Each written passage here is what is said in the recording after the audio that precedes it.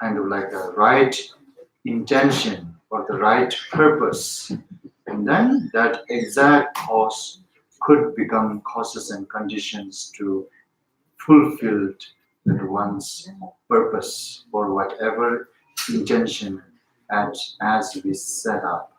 So therefore, that the what it is recommending from the kind of like a, we can start saying like from Shakyamuni Buddha to until this our own teacher, that all those kind of like a great persons, they strongly recommending or strongly suggesting that the any kind of meritorious when we about to engage, it is always so potential and beneficial if we able to add this right purpose or the right intentions.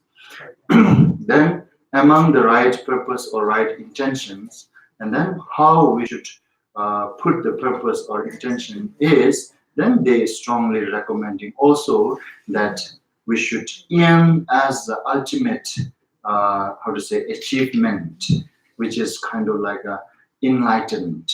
So we need to aim or we need to put the purpose of all this meritorious activity to achieve that stage. And then when we set our intention or the purpose in this way, then whatever we act the meritorious activity, it all becomes the causes and conditions to achieve that stage. And when we set up in a high goal, kind of like a greatest intention, then all the small kind of like a purpose or the beneficials are just included there within this great result. So we don't have to worry about that. Or I may need to put these intentions that may I able to kind of like become a great practitioner. So great practitioner is also very part of the journey to enlightenment. And then so on, there are many different results are already including putting that as the aim or the purpose. So therefore, this all this from Shakyamuni Buddha to until now, they already always recommending strongly to set up this our intentions to purpose to achieve enlightenment. And then also try to include not just ourselves, but start from one's dearest and then try to look each and every individual sentient beings same as your dearest. And then that those dearest, what they really looking is the happiness, and then the kind of like the what do you call success and happiness, and then the unmistaken happiness stage or the unmistaken success stage is none other than enlightened. So therefore, the how to say to lead them to complete unmistaken stages of happiness, which is enlightened. For that purpose, I'm going to listen this Mahayana scripture, which is composed by Shanti Deva, called Way of Bodhisattva's Life. And then I'm going to put into practice in my day-to-day life whatsoever I understand through this guidance. So setting up this intention is considering as generating the awakened mind. And then based on that great intention, and then manner should be while listening Dharma teaching is the kind of like focus your ear to the sound of teachings and the meaning of the teaching voice of the teachings, and then at the same time try not to let wander your mind focusing on this into any kind of circumstances and situations.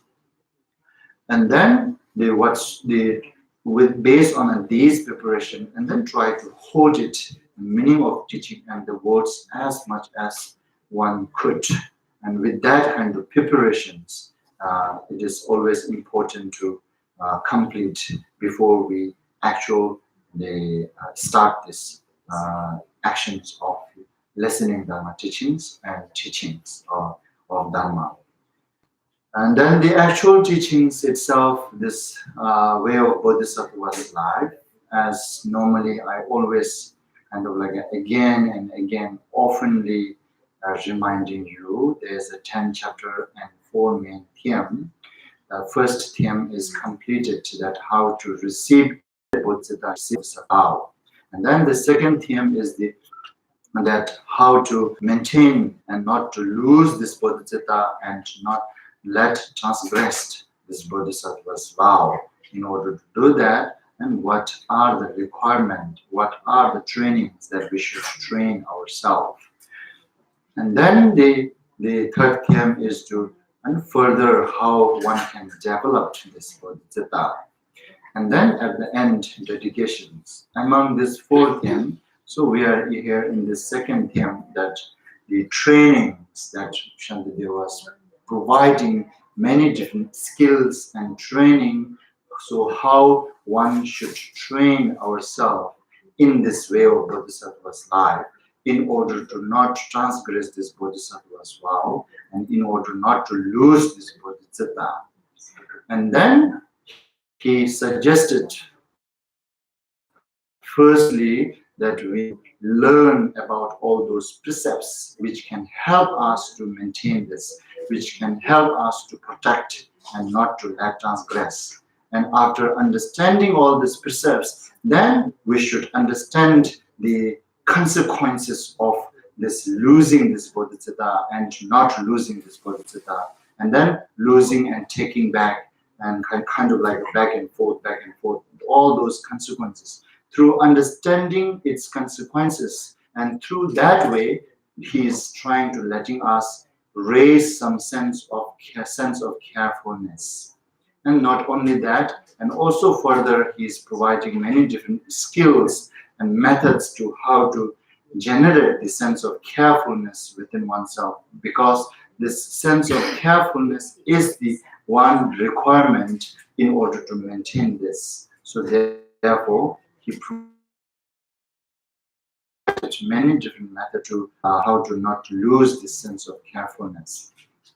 And also this in chapter number 4, very important that he described how these afflictive emotions, that ignorant and desire and hatred and jealous and so on, all these emotions, they are just staying in this house, and then where they themselves staying, they really, its house, how to say, where they are really staying, and that house, how to say, exactly that house they are trying to destroy.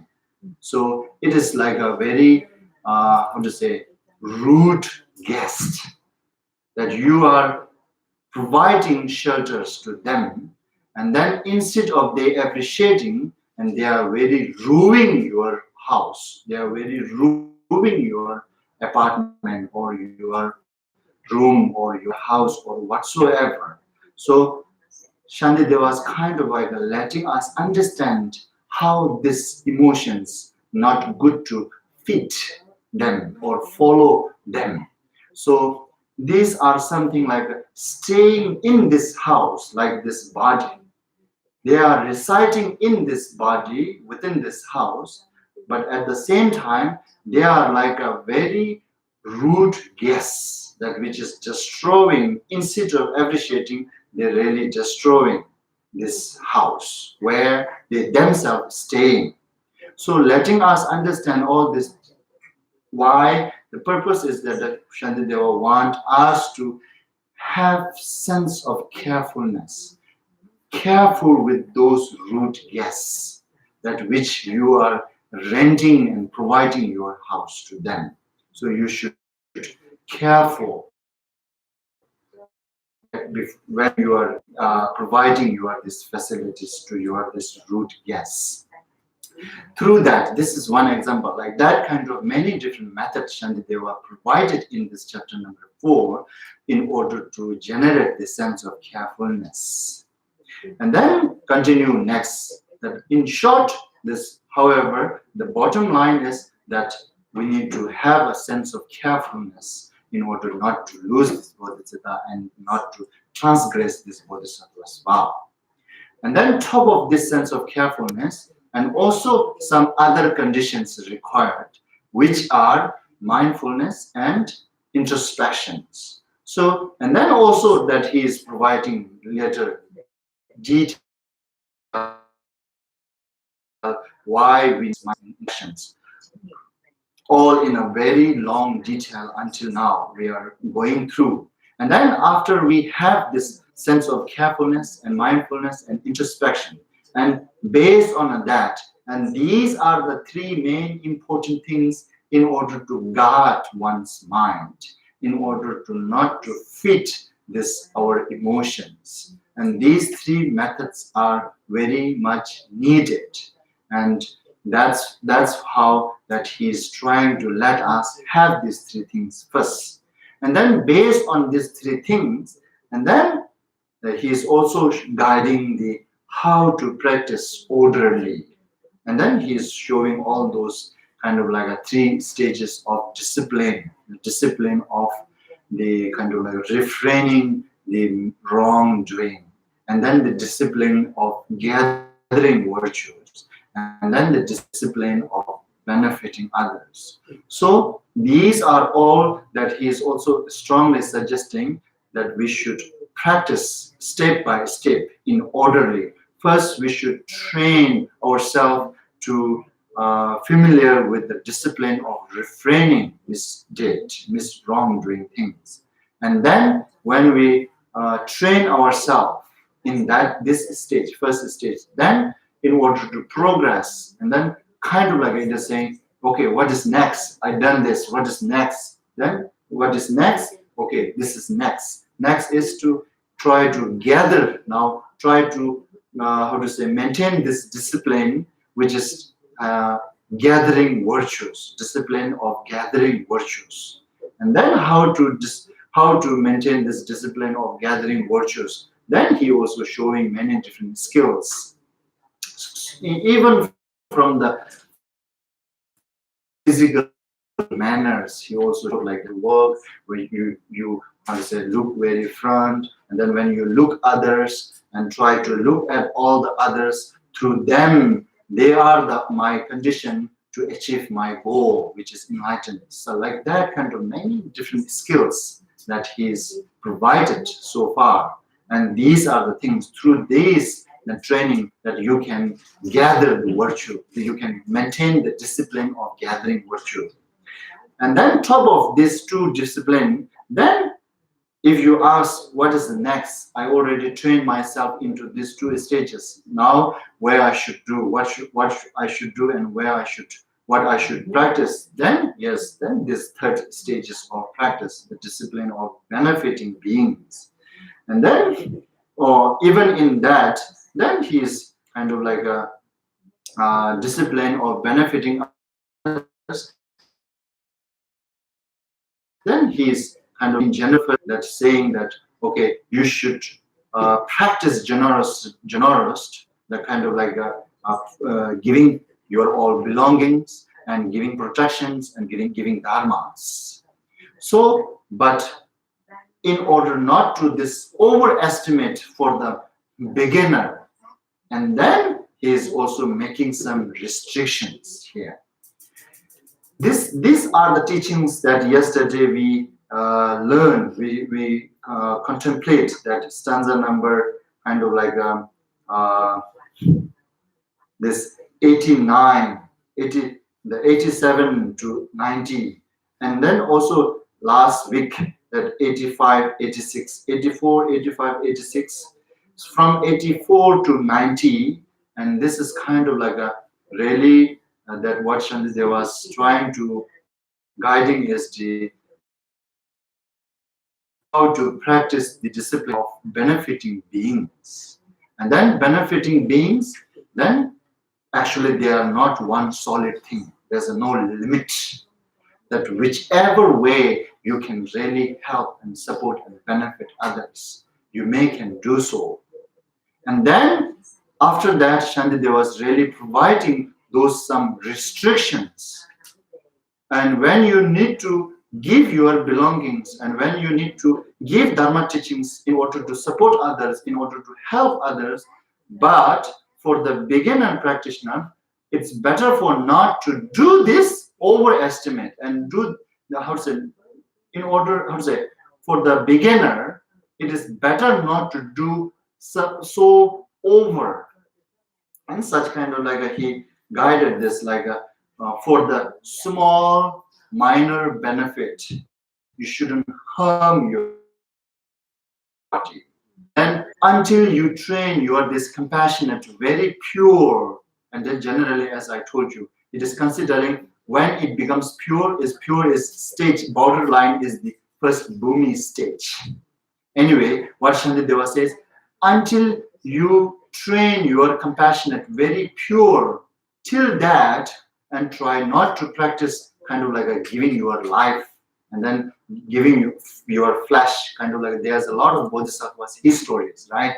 And so for the beginner, better not to try those things. And this is just kind of like a, what do you call the in this our world like a wrestling the game, wrestling game, and then they always suggested we not try this at home. It is not safe to try this at home. Just like that. So this kind of training is there. This kind of histories are there. But for person who doesn't have a skill enough, right? The home is not right place, and then kid doesn't have a skill enough to do the wrestling. They need their own some skills that when one throwing, how others should jump and which part you need to bang on the floor, right? Like all these skills, there's skills. Without learning all those skills, if you try wrestling in your home, even in a good area, but you don't know how to jump yourself, you don't know which part of body you should bang in the floor, then how to say, if you bang your head on the floor, then you are gone. You cannot play any more wrestling. Then you may, how to say, you may blame wrestling, right? Like that. And then better not to try for the beginners. Otherwise, you may blame this Shantideva. You may blame this Bodhisattva, Bodhicitta. Oh, Bodhicitta is the one who break my head. In Bodhicitta, Shantideva suggested me to do this, and I tried it, and I break my head. You may say that, right? So therefore, some restrictions that he is providing, and then accept then this, then you can give whatever your belongings, no problem. And then accept then those some certain students who are kind of like those we already studied, disrespectful, carrying weapons, staffs, parasol, and covering their head without any reason, whose intelligence and capabilities are the lower path. You shouldn't provide the teaching of this higher, deep, and vast teachings like that. Now, there are some restrictions. And avoiding all these things, other than that, then you should give your teachings. Now here, directly these stanzas showing the restrictions, right? First, he said, yes, you give your belongings, you give teachings, but you shouldn't give your belongings, this. These things better not to give before you train yourself very well. Better not to sacrifice these things until you train yourself very well. That's no problem. And then also the teaching. You shouldn't give these teachings to those type of person. And then you just give your teaching. It is allowed to give. You see? Now that kind of things that we should already study it. Through that way, you should benefit. And then benefiting others, there's no really one solid method. Okay? Even some kind of like outlook, very mysterious, but still it can benefit. That kind of things is also possible there. Therefore, it is very unlimited. How to benefit others is kind of like unpredictable. It is very difficult to limit. It is not necessary that always this method works for others. And there are many different peoples has to work with the many different methods. Anyhow, and then now from here, and so now from here, I think these stanzas are actually 97 stanzas onward to kind of like almost 100 and no 97. Oh, the 91 stanzas to 96 stanzas. 91 to 96. These 6 stanzas are kind of like a very easy to understand. These are not so difficult to understand. But the purpose, first let me tell you, all these 6 stanzas, main goal or the purpose is that Shantidevas, that if someone really wants to benefit others, then they should gain some kind of like a reverence. They should gain some reverence from their follower or their friends. And in order to gain some reverence from their follower or their friend or their whosoever, and these are the manners, the conducts are very obvious to see. If you try to make it your manner in this way, then making this your manner could gain some reverence and faith from your follower or your friend. So this is the main purpose. And then the inside, okay, so what I am really thinking inside, how my mind is good, this is a little bit kind of like invisible. We won't be able to see first time. First time, what we really see is the other person's manner. And then when you didn't perform manner very well, then may they didn't may they didn't reverent to you. And if they didn't reverent to you, then there's no way you can benefit them. Because since they are not really trying to rely on you, then how you can benefit them? So therefore, in order to gain some reverence, and the first attraction is our physical manner. Then mental, this all educations, understand, knowledge, all these are little bit far. Once you get little close to that person, then you may understand their inner, practice and inner intelligent and inner kind mind or whatsoever. We can understand once we get close to that person.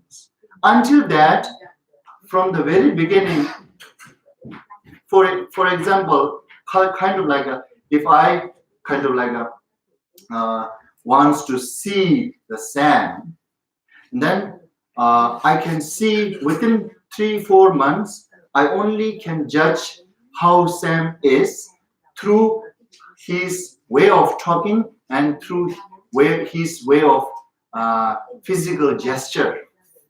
Through that way, I can make it little judge. Oh, Sam, his characters are like this. He's that type of person. And that is also not necessarily. But real thing is now inside, the same inside, how Sam thinking, how his mind is calm, and how he have intelligent, all this, then at least after 3 months, when I make friends with the Sam very close way, after 3 months, when we get very close, then I might understand the way of thinking, the Sam's way of thinking, and how Sam's mind is kind or not. And then maybe gradually I will be able to understand more his inner intelligence, more his inner kind of like a characteristic. So therefore, first attraction is kind of like our physical manner. So therefore, this is now here, Shantideva, from this stanza number 91 to 96, that this is now person whoever wants to benefit others, then they should gain some reverence from others. Without gaining some reverence from others, to benefit others is very difficult. It is not really possible benefits. So therefore, and he is guiding all these things. And then this teaching itself is now actually not difficult. It is not difficult, but some of these teachings in accordance with the time is now a little bit contradicting. Let's see, let's find it out how it is contradicting. Here. Soshindani Chilmanda Dorwanani Kabarashas. That's one. Chila Soban Longchebi Chudan Tangla Dorwa means. The second. These are all manner conduct, how you should conduct, in order to gain the reverence from others. What he's saying, when you spit and throw away your toothstick, either kind of like your toothstick or your slava or your this, what do you call it, running nose or whatsoever,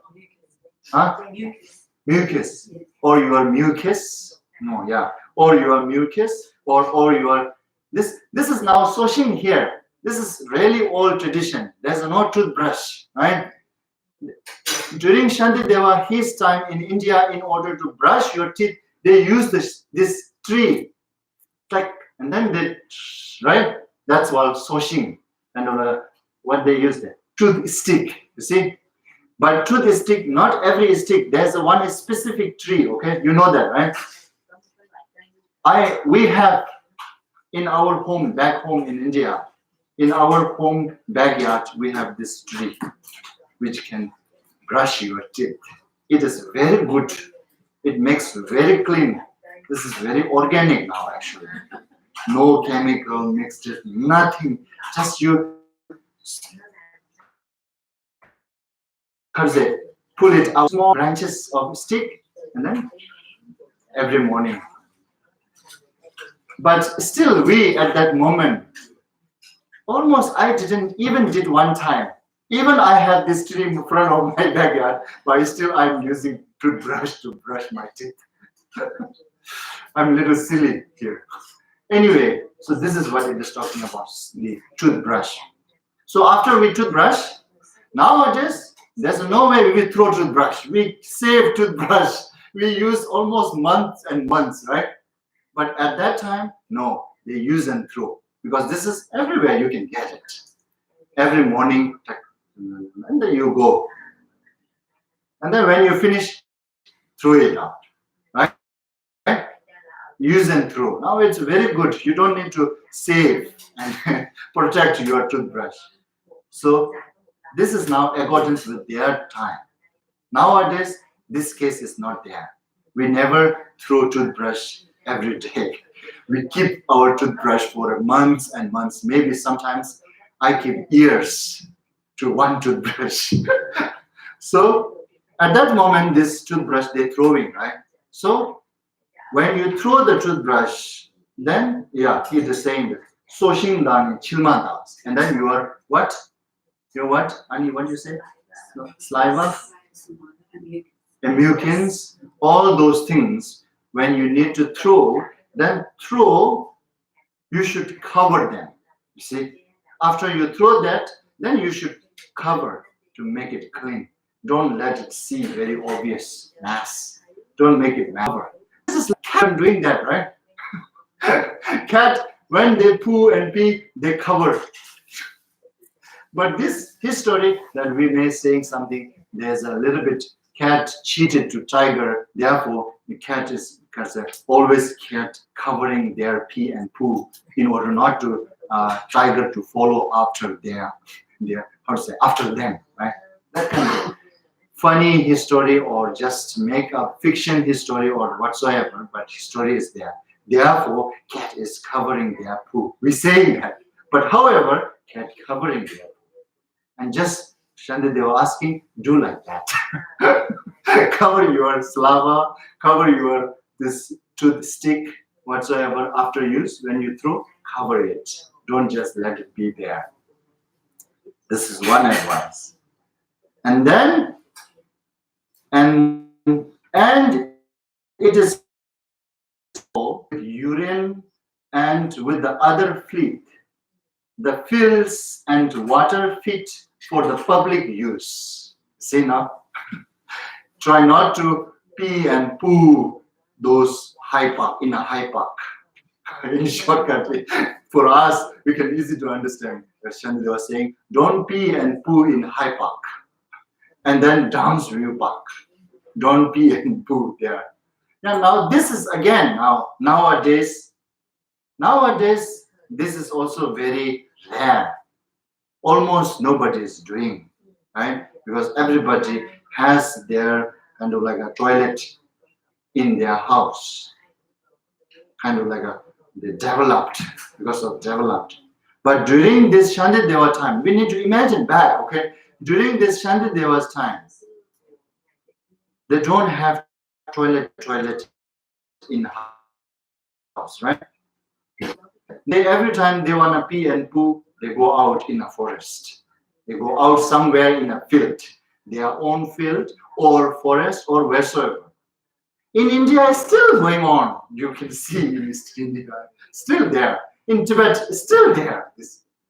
Many of our friends, when they visit Tibet, and they get so hard to get toilet, find the toilet. And then some of them told me that they have to make kind of like a group, like a male, woman. Okay, this is the road, right, where they're traveling. And then they have to make like this. Males going this side, females going this side to pee and poo. You see? Because there's no toilet. And you have to make your own rule. Female goes this side and male goes this side. And then female, kind of like a male and female, they carrying very big, long cloth. And then two person holding that, making kind of like a cover, and inside they pee poo. In Tibet, they did that. Some of our friends, these Westerners, they experience now what Shandideva means very clearly. And people who grow up here, they didn't have any kind of this experience. Then what Shandideva was saying, there's no problem. I never pee poo in public place. What Shandideva was saying, right? But in those lands, still, maybe during his time, even in the Europe, North America, they're doing same way. How is it? Sean, can you tell us? I don't have any particular thoughts on it. In Europe, Ireland, do they cook in the public? I went to visit my elderly aunt in Ireland. And I had a few beers. And after a while, I said, "Oh, where is your mushroom?" She said, "Go out the back door and walk to the plants." See, still there. Still, this kind of things is going on. Anyway, so if it's still going on, then 1,000 years before, no question, right? This is now Shandideva wrote it 1,300 years ago now. This is 1,300 years before. Anyway, so you see, I told you earlier, right? Some of these manners are not really relevant in this time. How to say, with this situation now where we are, the society, not these are really relevant.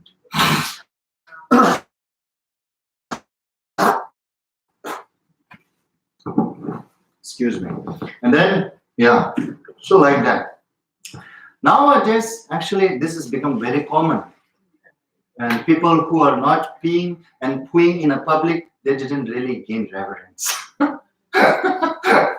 But at that time, person who is not doing this, because most of the people are doing it, right? And when somebody is not doing that, they may gaining a little bit reverence by not doing that. But nowadays, how it is impossible for me to gain some reverence not being in a public place. And people will say, so what? Why I should pay respect to this person?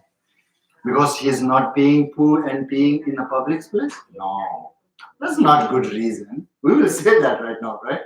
But at that moment, it is good reason for them to respect. You see, person who is not doing that, they are worth to, worth to pay respect.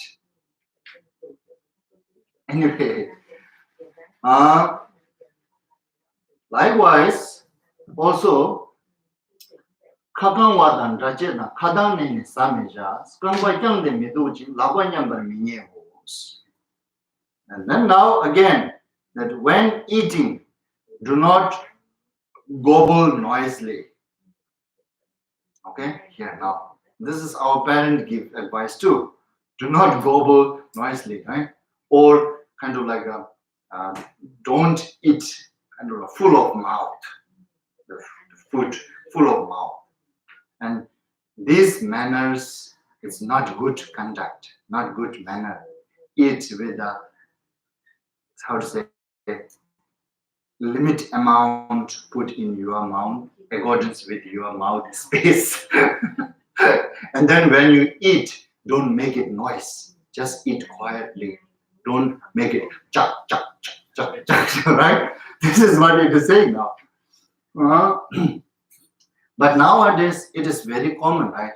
Many people doesn't do chak, chak, chak, chak, chak, right? It is, nowadays, wherever we go, people, when eating, making chak, chak, chak is less. But it's still there, But however, and Shandi, they were recommending, don't make it that noise. And don't put so much food in your mouth, over put your mouth. Nor stop can cram your gaping mouth. Cram, is it cram? Cram, right? And do not sit with the leg outstretched. See now? This is now, we don't care. In a public place, wheresoever, people laying down. Stretching leg is nothing. People laying down. Right? So, when you sit very properly.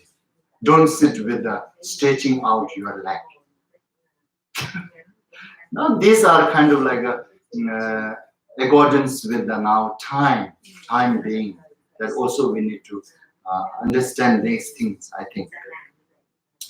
But still, I think people who are not doing all these things may be still considering a little bit good manner. I don't know now. We don't have, in this country, they don't have concept at all that of public disrespect. There's no concept, right?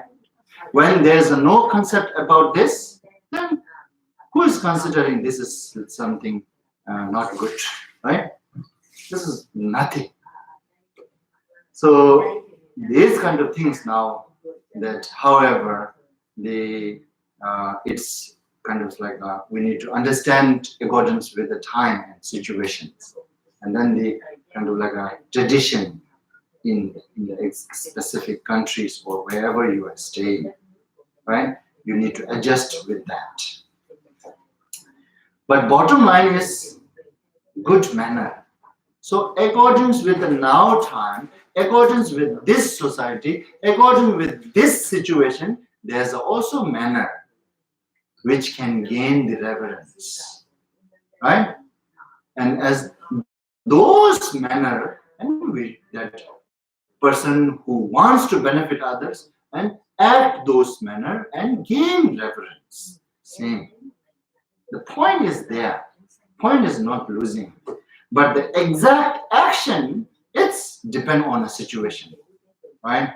Exact action. This is now all these actions, Shandi, they were talking accordance with their time, their society, this Indian society, and then 1,000 years before time. and all these things, right? But however, the essence is not losing, still there. Essence is that, for example, if I want to help and support others, benefit others, then I should gain some reverence from others in order to reach them,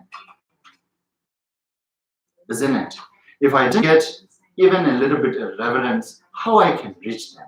How I can share my knowledge? There's no way I can share my knowledge. There's no way I can support them because they are not seeking my support at all, right? So this is the purpose. And then, nor coarsely rub your hand together. Now you see. Now this is again here. Okay, so when you, this is something now it's the same. Shanti, they were saying that when you wash your hand, right?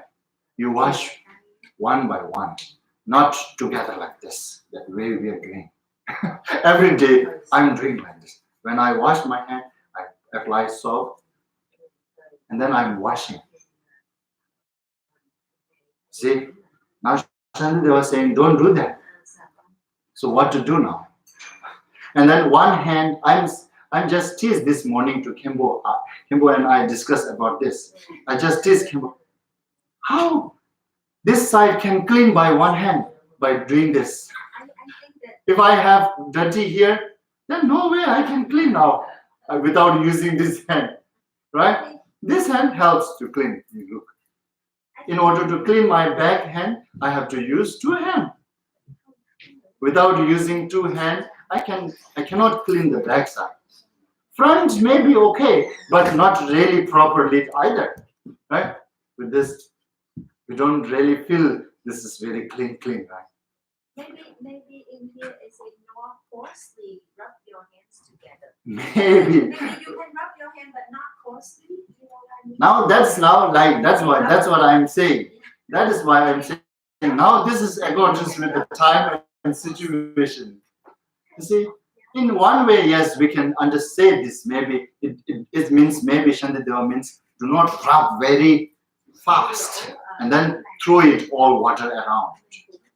Maybe that one could be, right? But maybe these are the concepts that we are imagining based on having tap. But now we go a little bit back. Imagine where there's no tap, then how they're using water? They're using water in a pot. And if you use two hands, then all water is mess. Right? Use one hand first, clean, and then other, when this is clean, and then take it this hand, clean. Maybe that's the purpose. Because there's no tap like today. We have tap, no problem. Water is coming automatically. Shower, then we can do it. We don't have to mass the whole tank in order to wash my hand. And during that time, maybe still actually when I was small, some of our village, we still keep this pot water, right? Because we don't have so much water. Water is not something very kind of like a very limit. So when water is limit, then we save some water in the tank, right? And then we use from there by using some cup to take it out. India is still doing someplace. They put one bucket outside with the one cup. And then you need to wash your hand by this water. And everybody washing their hand with this bucket of water. I still do that when I go back to Namdole. On the way, there's one place that we used to eat idli. This is Indian food, very delicious. Idli. And small jug. And you need to go there to wash your hand. And everybody is washing this bucket, using this bucket water. And then if you just without carefully, if you take it, then you make mass, all the water. Whole bucket mass. Then after you, whoever coming, they have to use mass water. And then, okay, for instance, if I careless use that water, the water of that bucket, and I massed it, I throw it a little bit idli, chutney there inside this water. And then next, when the other person comes after me, then they will see, oh, this water is mess. This water is not proper to wash my hand. And then immediately what he will going to generate mind is, how silly this guy is. Never thinking about others. Right? That I lost reverence. That way I lost reverence. You see, the purpose is to reverence. And then why? Okay, again now, gain reverence is not to make yourself very high. Again, purpose of gaining reverence is to reach them, okay? That shouldn't forget. Don't earn reverence to make yourself so high and top. No, then useless. Then again feeding your emotion. Try to earn reverence to able to reach them. So I can reach them. So when I can reach them, then I can talk to them. When I can talk them, then I can share my knowledge to them. Then I can share my understanding and share my idea, share my understanding of Buddha's teaching, and all this purpose. That's the behind reasons are like that. Anyway, so no coarsely rub your hands together. And then next one. Shemba Martin ne tatu Pimen lang Chigmija. Jigden Mate Jubakun Tonan did the Pawashas. So now this is stanza that do not travel or sit or stay alone with the women of another's house. With the women of another house, and all that you have seen or have been told to be cause of scandal, very difficult to understand here. Then now it is saying that this Shemba is kind of like a, here in this English, I think still some missing. Do not travel. Okay, do not travel. Kind of like a Shemba means kind of like a, nowadays, kind of like a car, bikes. These are the Shemba. These are things to travel, right? These are kind of like a what do you call it? The public bus is okay. Here, Shandi, they were not saying that, right? Public bus is okay. But Shemba, all those cars, bikes, during that time, horse and all those things, right? And then Shemba, Malten. Mal is kind of like a bat. Ten is kind of like a couch or cushion, never used Malten, right? Shemba, Malten, Ne Dadu. And then the place where you stay. Place, Ne Dadu. Here's showing 4 different things. Kind of like a car and so forth, which help us to travel. And then bat. And then couch, sit. And then place, the area where you're staying. Those 4 you shouldn't utilize with the woman of another house. Or means now kind of like this Shantideva actually in Tibetan, this kind of like when he gave this teaching, he gave direct to those ordained in Nalanda. So therefore, he is not using the another house woman. He's just using woman. This based on like ordain and female ordain and male ordain. So female ordain shouldn't utilize those 4 things with the single man. And then male ordain should not utilize those 4 things, 4 facilities with the single woman. And then now for the lay, non-ordained, then it becomes like this. It becomes like you shouldn't utilize those 4 facilities, those 4 facilities without your spouse. How to say? How to say? Not to use those 4 facilities how to say, not use those four facilities other than your spouse, right? Other than your spouse. So now your spouse, then both male, female, right? There's no gender, right? When we say spouse, no gender, right? It is common, right? So except then your spouse, don't use those facilities together. That's what it means. These manners, yes, these manners can lose the reverence. That is really truth, actually. And all that you have seen or have been told to be cause of scandal, yes, that whatever Shandideva said until now, if we don't follow them, then this really becomes cause of scandal for anyone. If I am doing this, it becomes scandal for me. This all becomes scandal, kind of like the topic to gossip about me. Therefore, this is Shandideva saying that persons who really willing to benefit others, and then firstly, and you should careful with this all your conduct, and then gain some reverence. And then you can reach them, you can benefit them.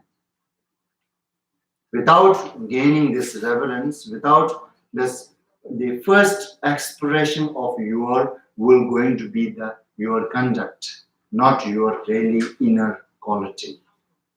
Your outside quality will going to be revealed first. So this is what it means now. So far until now, he suggested from this stanza 91 to this 93 that whatever he suggested, all of this, if you do, then it becomes cause for lose the reverence.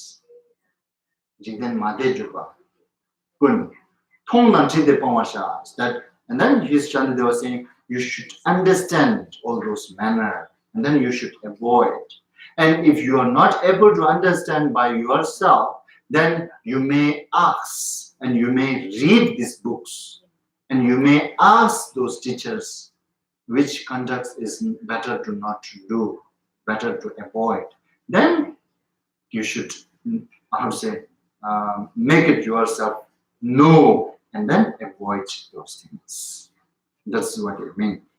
To be cause of scandal that should avoid. Here, this translation, and all that you have seen,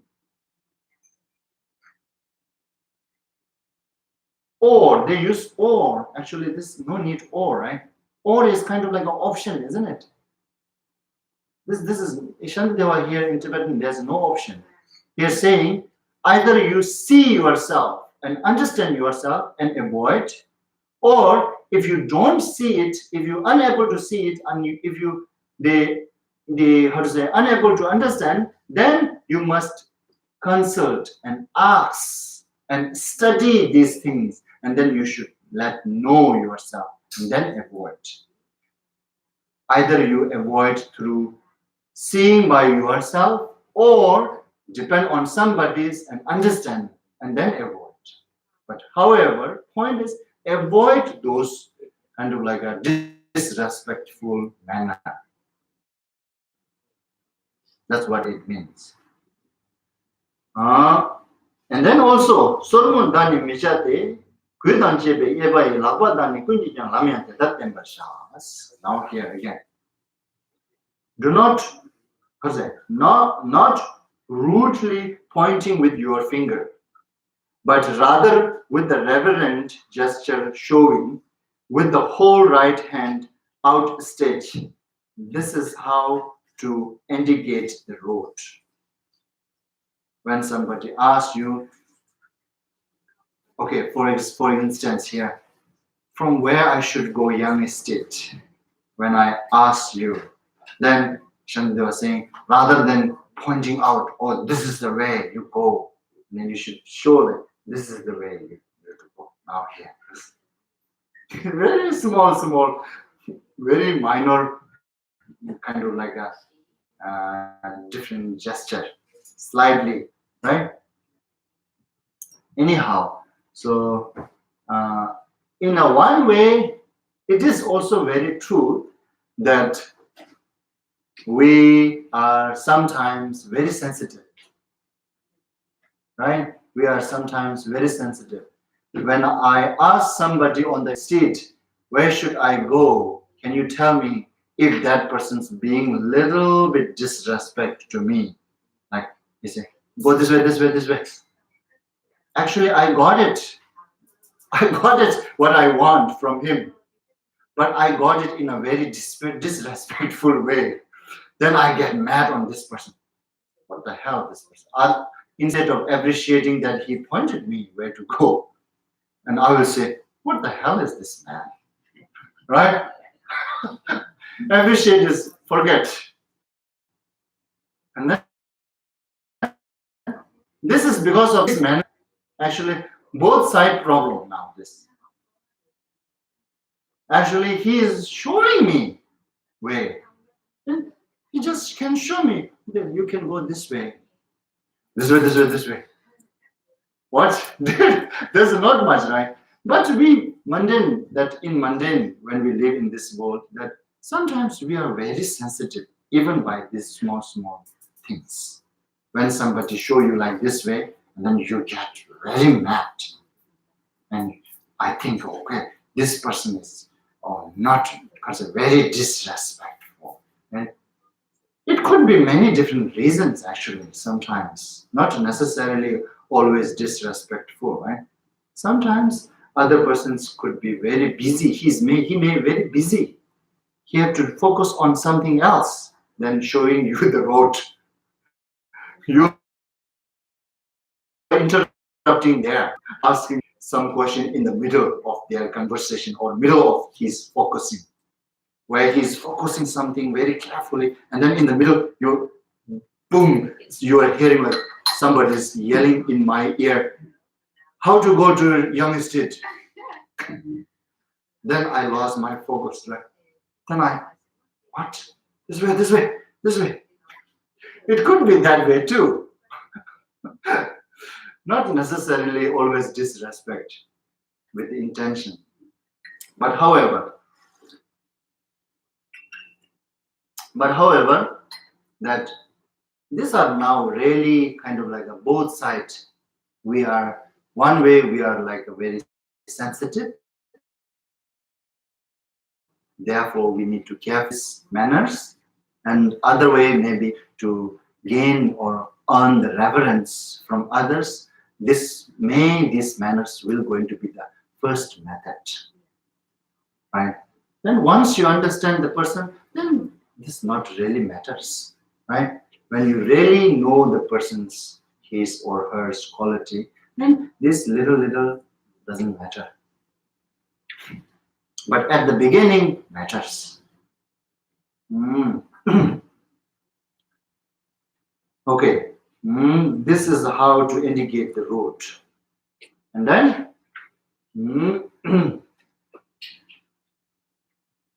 Lapa Shechel Kyomin, the Chungse Kyola Databa, Sego Lasso Dacha de Shendo Madam Bergulos. And also, do not wave your arms with the uncount gesture. Now you see, express yourself instead with the unobtrusive sign. Unobtrusive? What is that? Unobtrusive? Am I pronouncing right? Yes. Okay. Unobtrusive sign. With the gentle sound and finger snaps. For acting otherwise is impolite access. And now he is saying, when you want to call someone, don't wave it like this. Oh, Sean. Don't do that in a public. You say, Sean. Something they were saying here like this. Oh, Sean. I should call Sean if I have to call in a public. this way. Here, Shanti was saying, right? Don't call, oh, Sean, don't show like this. And then, yeah, when yes, everybody looks nearby you, right? When I yelled, oh, Sean, this 2 person in front of me, what the hell are you doing? Right? They will say that. So this is what Shanti was saying. Don't wave you are this so, I can say, strong. Just you may use like, oh, sure. This is how now. Somehow this is funny, but some point it is important too. It works in a society. We get mad when someone's doing in front of me like this. Okay, somebody is standing in front of me, and then they are yelling on somebody very far over there, and then waving all their hands above my head. I'm looking their hand very big in front of my eye. Very strange, right? Yeah. So anyhow, so these are things. These are not difficult to understand anyway. Shendu madam berjuros. And then gombo nyangen desim dar debi chosun yalwaja. Sheshin yurdu dansen la tomani tumye berasharas. And when you lay down to sleep in the perfect direction, in the posture of the Buddha when he passed into nirvana, and first with the vigilance decide that you will be quick to raise again. I don't know how this will going to gain reverence now. Nobody will see you are sleeping. you maybe that when you are asleep this in a high park or the dance view park, when you sleep, then you sleep this way. This is now, I don't really know how you can gain the reverence by doing this in your room. But anyhow, so these are small manners. Kind of like the Shantideva was trying to let us train and practice. Actually, another, maybe these are the things where it works, because we need something to do, right? As normally saying, okay, these are something we can take as an allowance instead of prohibition. See, these are something like allowed and permitted for Mahayana practitioner to do it.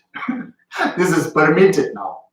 You can sleep yourself in this way with the willingness to raise up quick. You can sleep. Sleep, everybody need it. And then you can call people in this way. Kind of like instead of we are making this restriction, if we make it like an allowance, permit. Oh, I have permit to call Sean in a public this way. Sean. Instead of saying this is restriction, right? This is permitted, right? And then this is also that I'm saying this sometimes that practitioner, oh, you're not allowed to do this, not allowed to do this, not allowed to do this. Oh, not allowed. This not allowed, that not allowed, that not allowed, this not allowed. Sometimes we're frustrated by hearing not allowed. Now, but we are human, we need something to do. We need some permit too. We need some allowance too. And now Shantideva was saying, these are the allowed, these are the permitted, you can do it.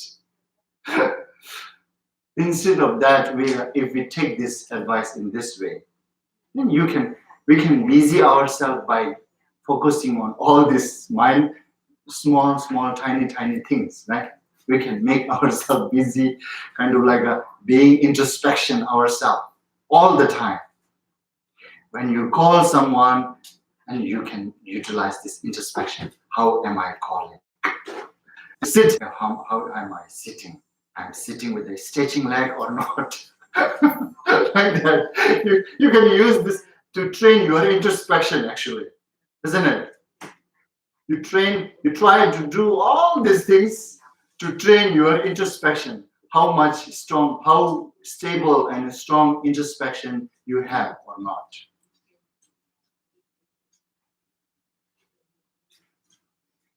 Does it help to train your introspection by doing all this conduct?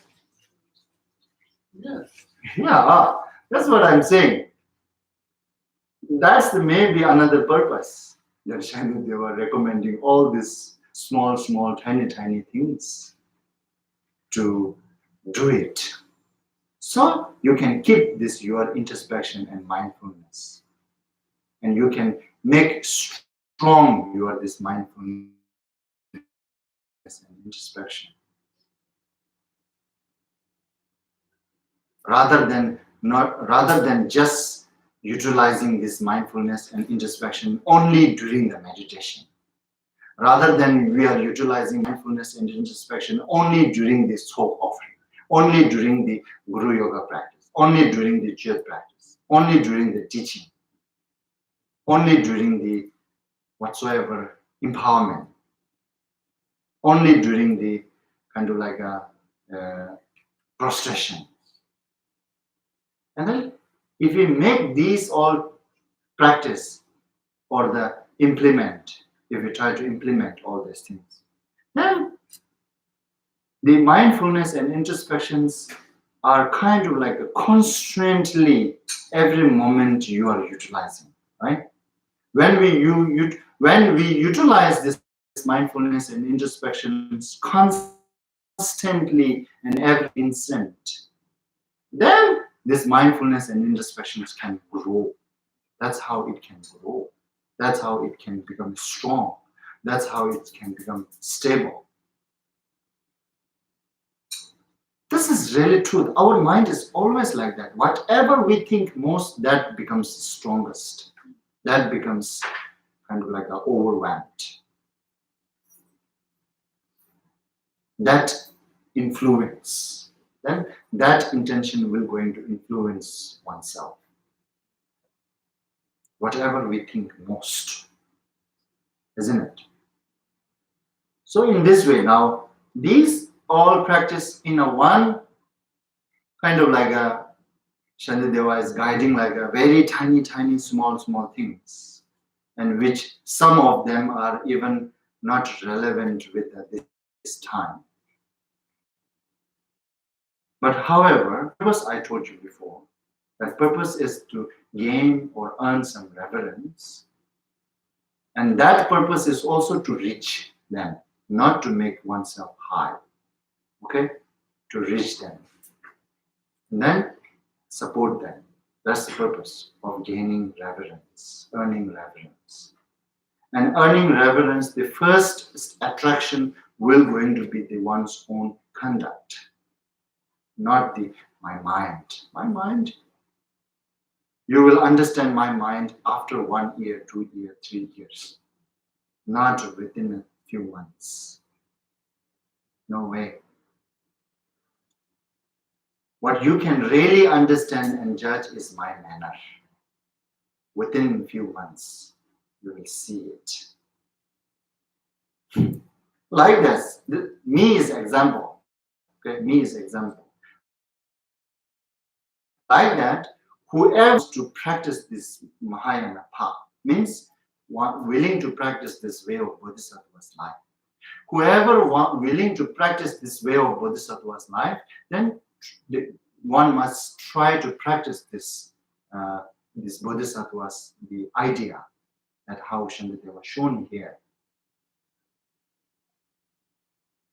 to benefit others.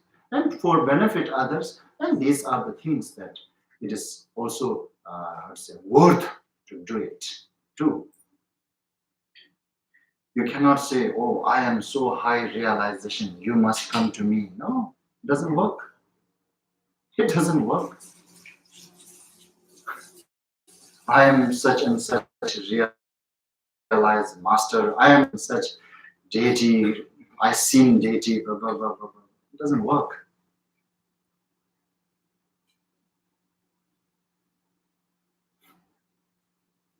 This really works. Therefore, these are showing in the level of discipline of benefiting beings.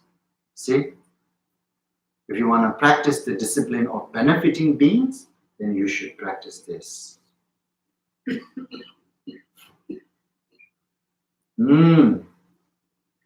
Okay, so that now Shantideva recommended so far in order to benefit, in order to practice this 30 stages of discipline of benefiting beings, then you should try all these skills, methods. And then now from here, he's showing some other methods. You may need to do it, which are now from this stanza number 97 to 107, almost 11 stanza. Chanchu simbi juba da tseme bani sumba le senjang wai juba ni nebar disi jebrashas. So the action of the Bodhisattva are unbounded. As I told you earlier, it is unbounded. There's no limit. And there's no solid either.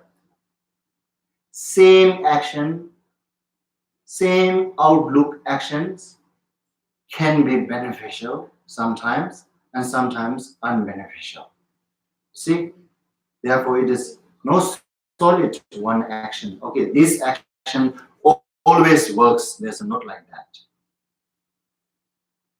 For instance, we have this very well-known history that this is very, sometimes when teachers and many teachers, when they give teachings, that some prohibition, some the kind of like a outlook not nice, but the insight will going to be the beneficial. When they want to teach that kind of things, then they tell these histories. Every one of you have heard these histories, like that one kind of like that one, I'm going to say this, leader of the boat. He killed that one person to save rest of other 499 the German businessman. What do you call it? Other word? German?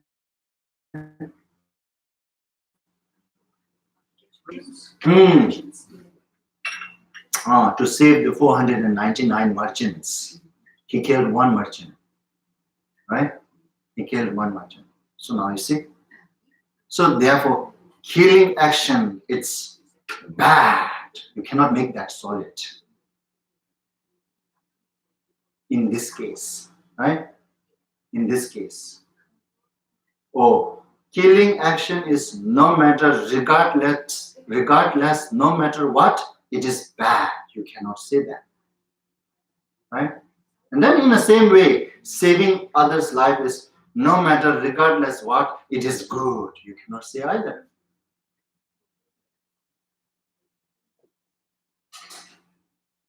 You may saving somebody who is very terrible.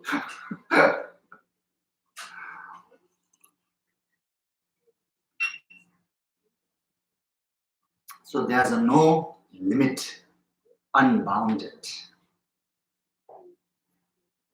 There's no solid that you can make 100% okay. This manner, no matter what, it is 100% good. No.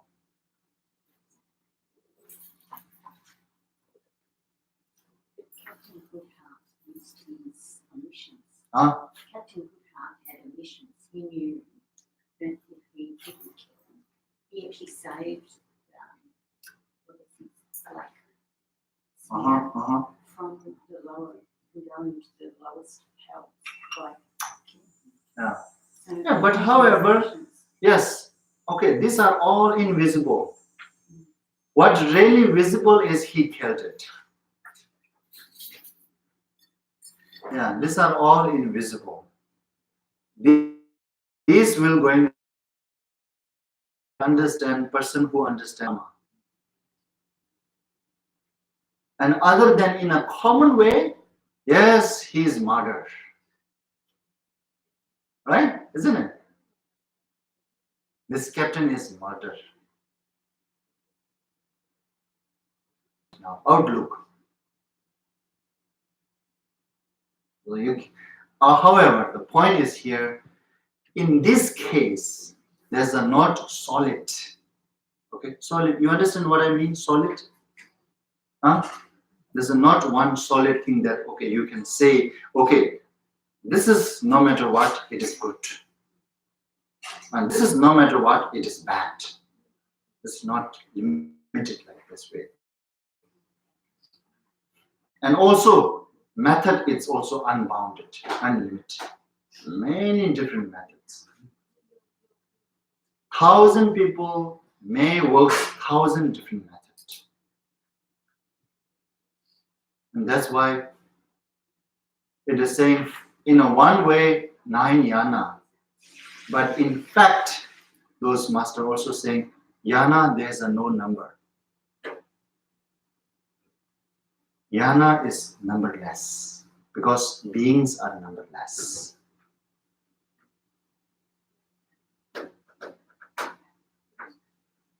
Yana means actually the kind of like a method. Yana means method, which can help you to achieve some stages. The skill or the method which can help achieve something. That's the meaning of yana. Mahayana, you see, Mahayana, these methods gives you the Maha result, which is enlightened. Mahayana provides Maha result. Vajrayana provides the Vajra result. Hinayana provides the Hina result. And then human and God yana provides the human and God result. You will be able to born again human and God. That's it. That's yana. Yana means method which can pull you to the some stages that result according with its method.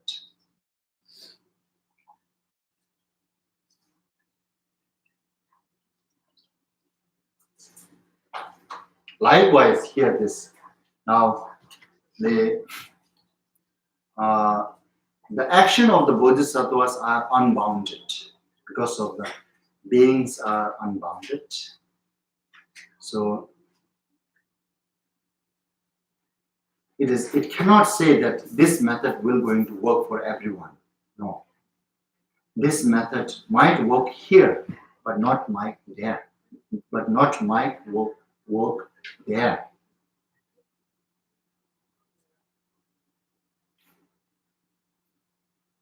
And so the teachings say of this until the goal is won, embrace the practice that purify your mind. Instead of purified here, I think better to use the train your mind. Embrace the practice that train your mind until the goal is won. I don't know why this is goal. Let's put it this until the goal is won.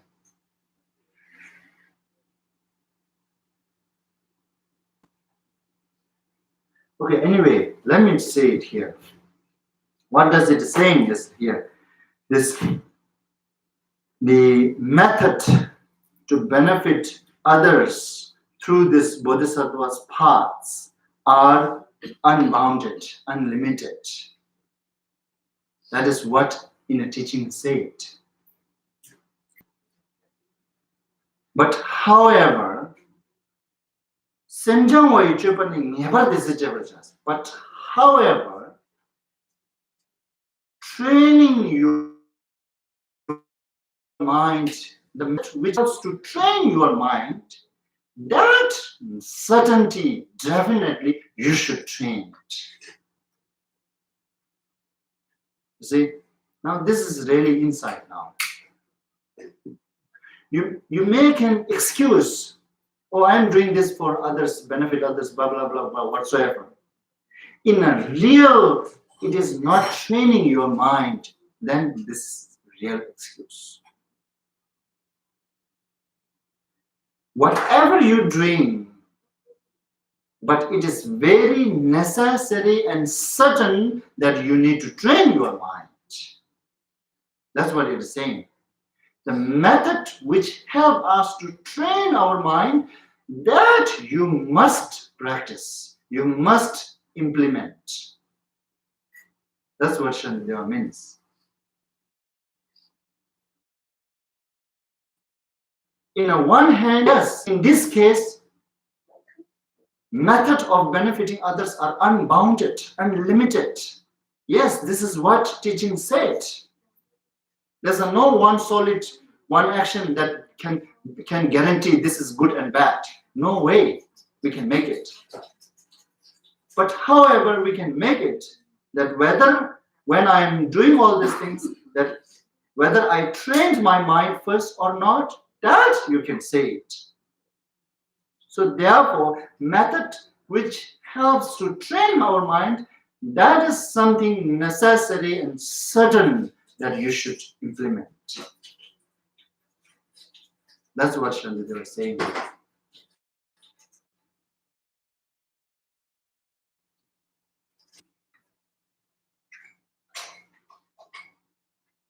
And then likewise, Yindang Semo Lensum, the Pungo Sumba Dönja, Yalda Chanchu Sentene, Tungin Hama de Shijas.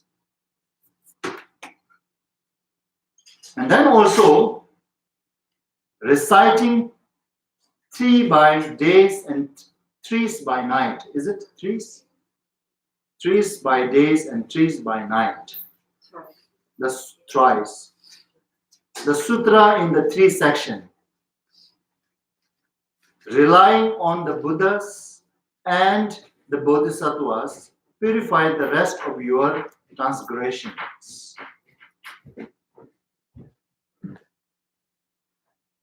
This is such kind of like this sutra in 3 sections.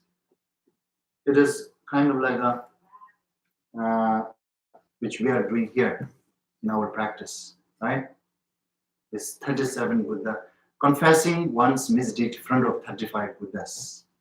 This is the sutra which Shakyamuni Buddha taught, right? Now Shantideva was recommending also to do that. Now these are things very much needed. When we add our practice higher and higher and higher, there's more chances and chances and chances to transgress our vow, our commitment.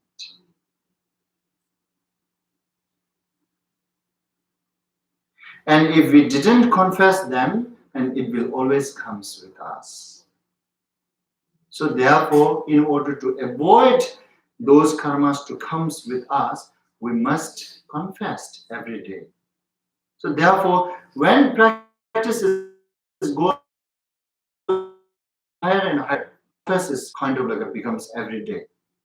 And then Vajrayana practitioner, Vajrasattva practice, oh, you just keep it this, your everyday practice. Because we knew there's more chances to transgress our samaya. 2. That for the beginner, almost we can say there's no way without transgressions. When we try.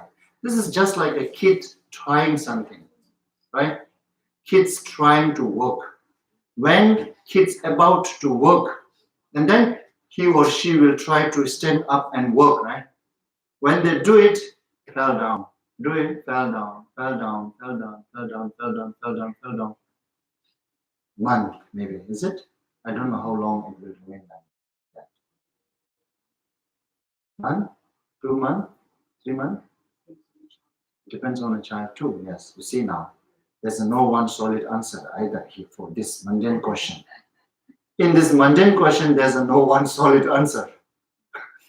It depends on an individual. Now, you see, when spiritual gives this answer, and then people think, this is so tricky. The same, this is tricky too. You should answer me, kids, when they try to work and how long it takes them to able to work properly. 1,000 million falls. Huh? 1,000 million falls. 1,000 million falls. Falls. Falls. Is that guarantee? Very solid answer? Very solid. Maybe need 1,000 fold times. I think so. Anyway, so like that, right? And when we try to practice those Mahayana, let's say here, according to the Theravadan way, they confess every 15 days once 15 days. See, that's enough. You gather once in a 15 day, twice in a month, then you confess all these things. It's a little bit easy. And when you add Mahayana practice, then here, now what Shandideva say, threes a day and threes a night. You should confess threes a day and threes a night. Because he knew that you are broken this bodhisattva vow. By agreeing on somebody else. By getting jealousy on somebody else. By generating pride. And this all small things that unnoticedly, uncautiously we may break in. So therefore, it is always secure. Now this is kind of like a Shantideva showing method how to secure your path. Actually, yeah, Vajrasattva practice in Vajrayana path, and then the 35 Buddha confession in Sutrayana path. Among the Sutrayana, this Mahayana Sutrayana path. These are now securing your path.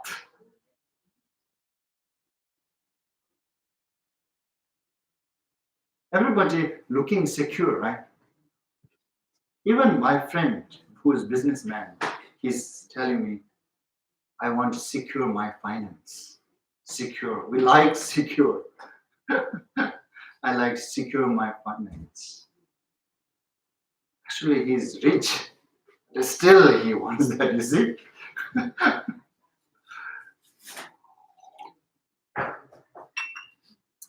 When I heard that, I don't know what to answer.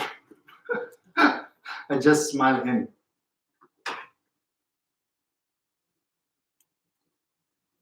We cannot secure this body. How we can secure our finance? Anyway, so these are now to make secure your spiritual path.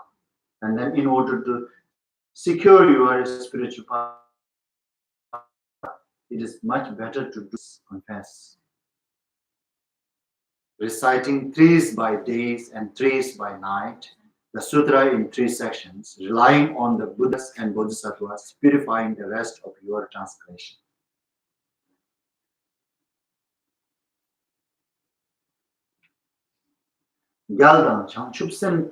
Actually, here this one is not real. It is not saying relying on Bodhisattvas. We can say this Bodhisattvas.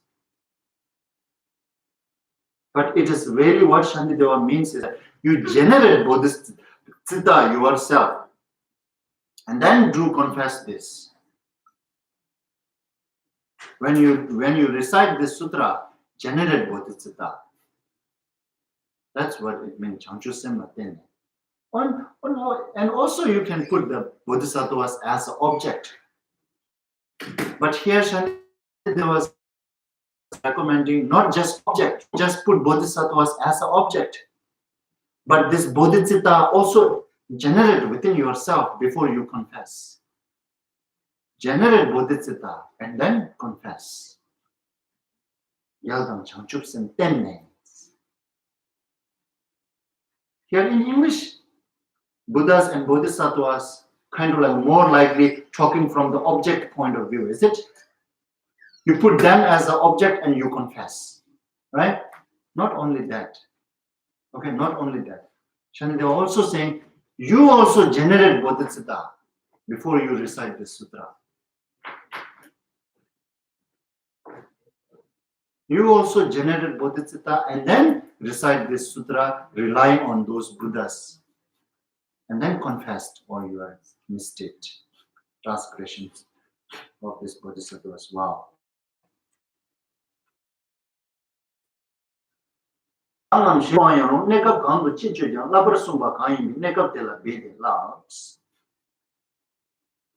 then wherever and whenever and whatever you are doing, see,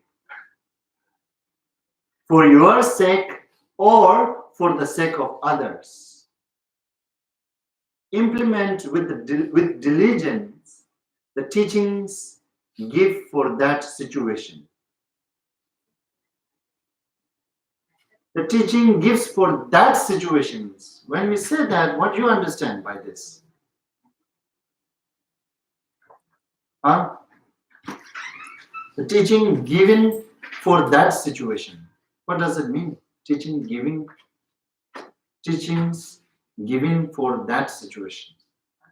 It refers to conduct of, like don't behave like a yogi when you're in a situation of Theravada practitioners. What should behave? What should conduct? Be aware where you are. It seems to be applying the correct antidote for that situation. Okay, it is saying, okay, it is right whenever, wherever, whenever, whatever you're doing for your sake or the sake of others, implement with diligence, yeah.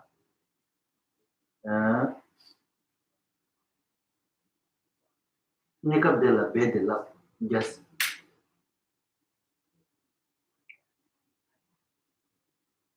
The teaching given in the precepts instead of this teaching giving in the situation. What here Shandade was saying is that either this is for yourself, okay, first of all, whenever, wherever, whatever you're doing, for yourself or for others, try to do it, try not to oppose to those training or the precepts. Try not to oppose. Whatever taught in the precepts, you should try to be with it. That's what it is saying. That's why this translation, I think, a little bit not completing its meaning. I think. Labar sumba kaimbi nekap dela bede laps. And then gyalse namji milapa teni kaya yominde tatarne vikebala sonam minjur kaya means there is indeed no field of knowledge that the Buddha's offspring should not learn. For those who are well versed in all these ways, there is no action destitute of merit.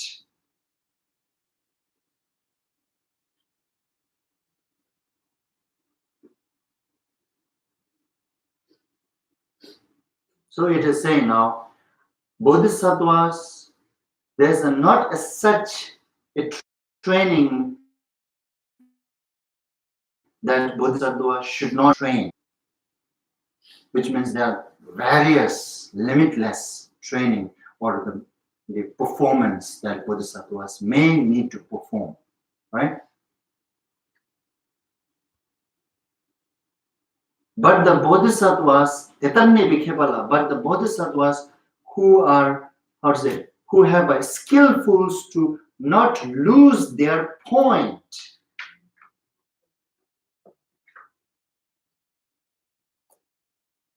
Then whatever they do, even outlook negative, can transform into merit. There's no such actions that becomes demerit. There are no such actions that becomes like a demerit, or that's not becoming merit. Here in the text it is saying like that's not becoming the merit. Means it becomes merit, right?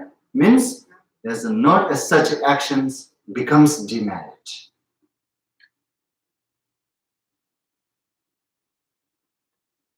But in order to reach to able, in order to make it oneself to able to do all these things, then we need to make it this very firm, this point that we shouldn't lose, which is like a bodhicitta, and don't oppose the bodhisattva's precepts.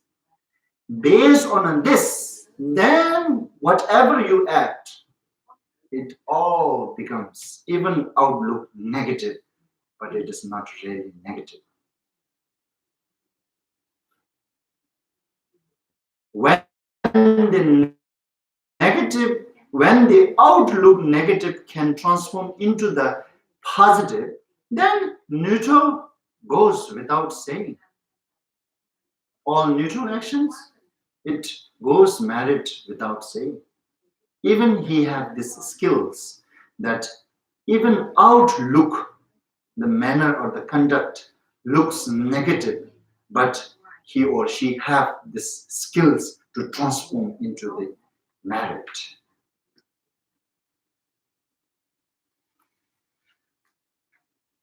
That is again now, this is something again very important message too. In a refuge vow, also saying the benefit of refuge vow. Normally I'm saying this is the potential of commitment. Therefore, all the great masters, they strongly recommend to commit enough knowledge, but also commit yourself to not doing. When you commit, then there's some beneficial or potential is there automatically. I think I already told you this many times using this kind of like a school examples, and then also the in a job hiring example. When you sign the contract and to the school, when you join the school, when you sign the paper, that means you are belongs to that school. Since then, even you're not doing anything, but you're building your credit.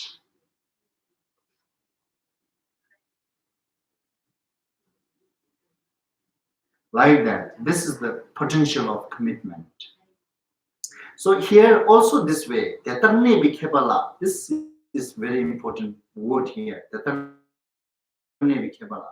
The person, the bodhisattva who have this skillful, wise and skillful, that not losing the point, not opposing the precepts of bodhisattvas, remaining on that commitment, remaining on that precepts, and then whatever they do, all even outlook is some negative, it will going to transfer that into positive. But has to stay in that, not losing that, willing to help sentient beings. And then not opposing those precepts,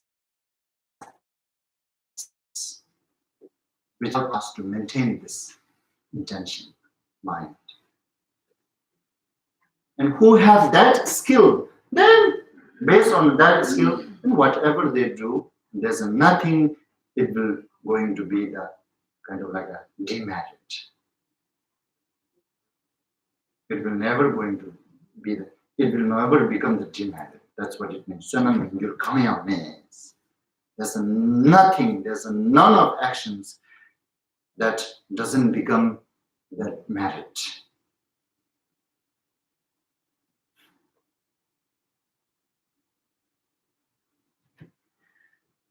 Musam yana gyutyang rong senchen tenle shen mi je senchen koni tenje chi tamje changchuk chirmo.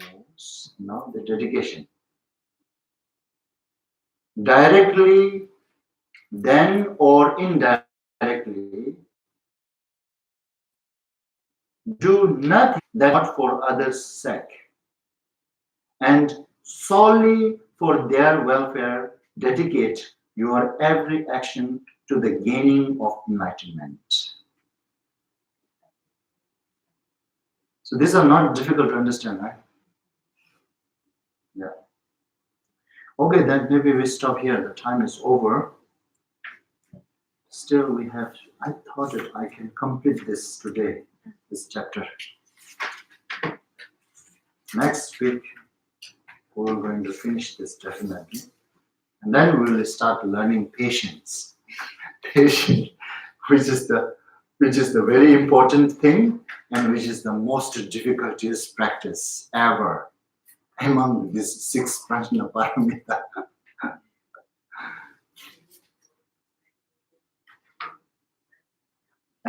Anyway, so if you have questions, we can discuss.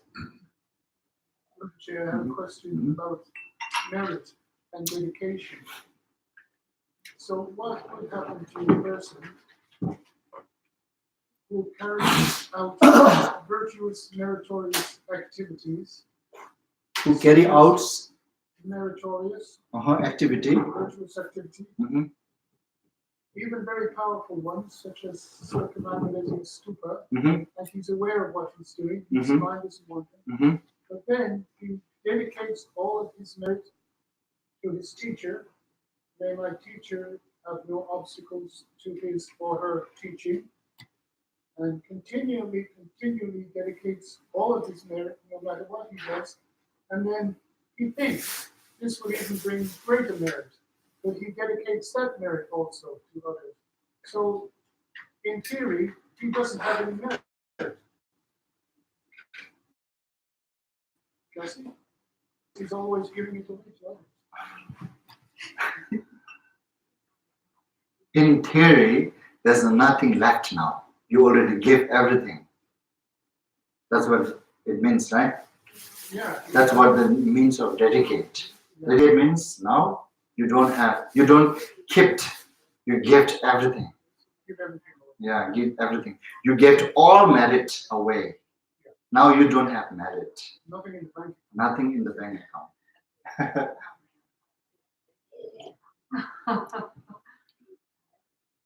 In a worldly, mundane, it is this way. But this is completely different in a spiritual now. In a spiritual, you have more merit. You have more saving now. Interest is multiplied. The merit, the money which you put is $100, but the interest which you gain is the 1,000% from that $100. Also, he's really investing. Investing, yes, it is investing. Thank you.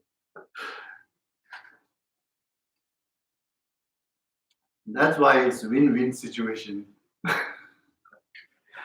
When you understand this Mahayana skills very well, it is always win-win situation.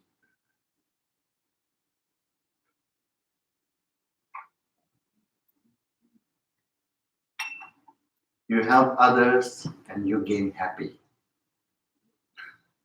You make other happy, you happy.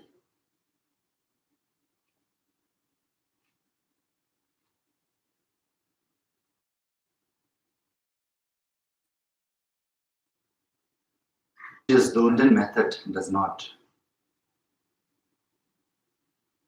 You make other happy and you lost something.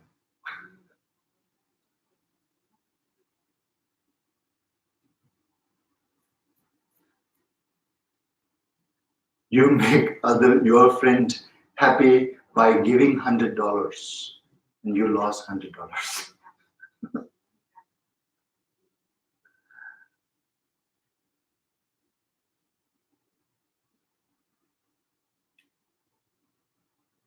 This is different. This is different. This example doesn't work with this spiritual skills. You dedicate, still you're not losing. Instead of losing, actually, you multiply. That's the one characteristic of dedication.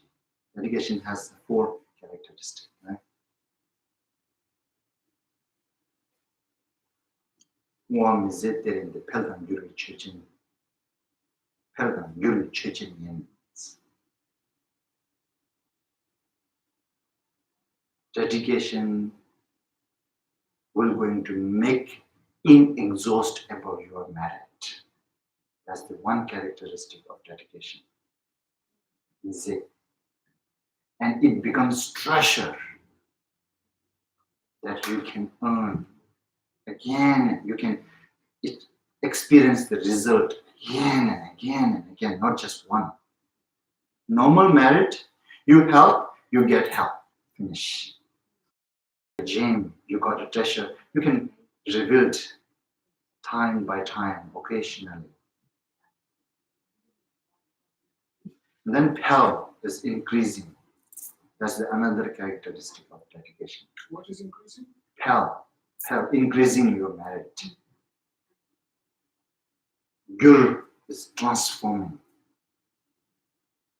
When you dedicate the merit, this merit is transforming into achieve enlightenment.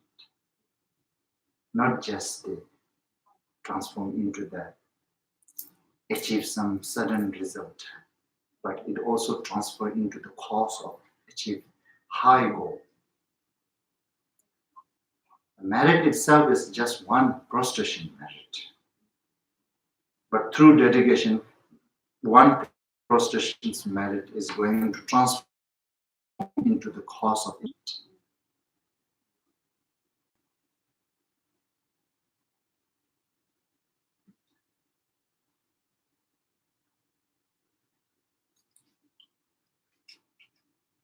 So,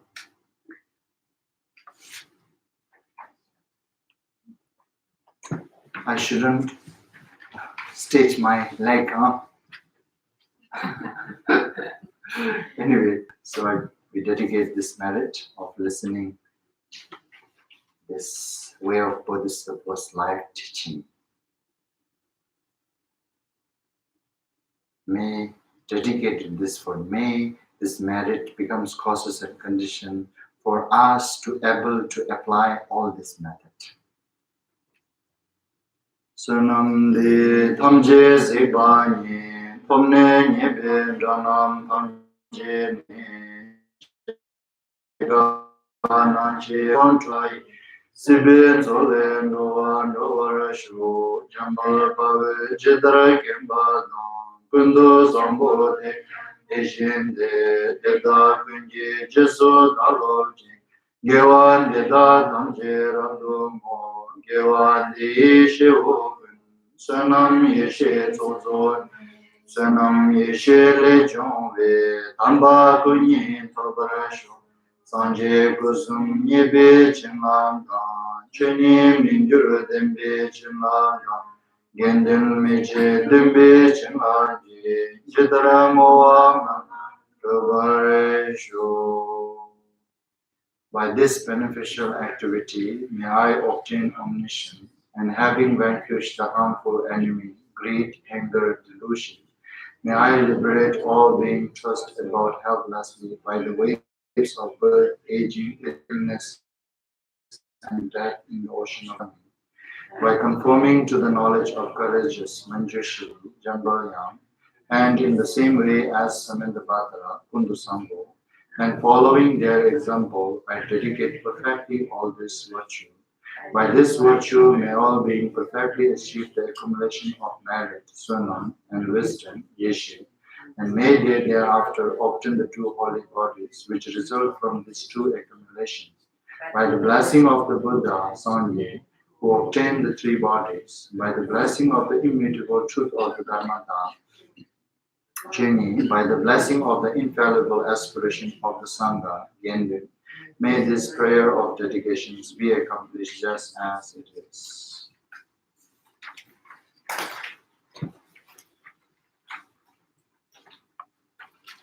Thank you.